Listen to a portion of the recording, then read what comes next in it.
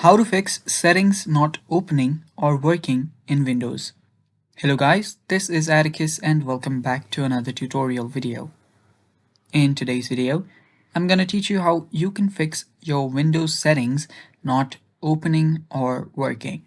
So if you're facing this issue, the fix is really simple, but before we move on with that, if you guys are new to our channel, head down below and hit the subscribe button so you don't miss out on our future videos.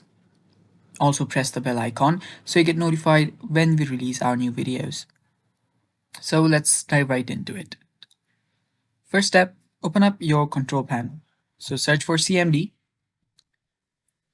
Head over to the search bar and search for CMD. Open that up.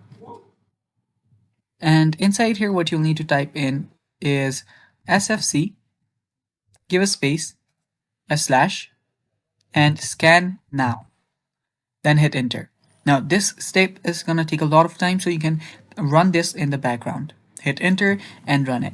Since it's going to take a lot of time, I'm not going to be doing so. Now what you'll need to do is search for your PowerShell. The first fix is over, now the second fix. So simply search for PowerShell. You'll see Windows PowerShell.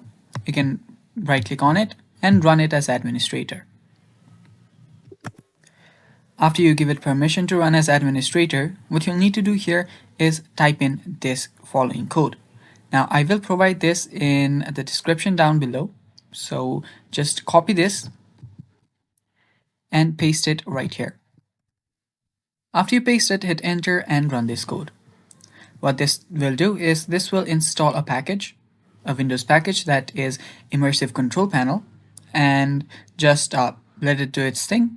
And then you can restart your device after the end as well. And after that, your problem should be fixed. And that's it for today's video. Thanks for watching. Stay tuned for more upcoming videos, and bye-bye.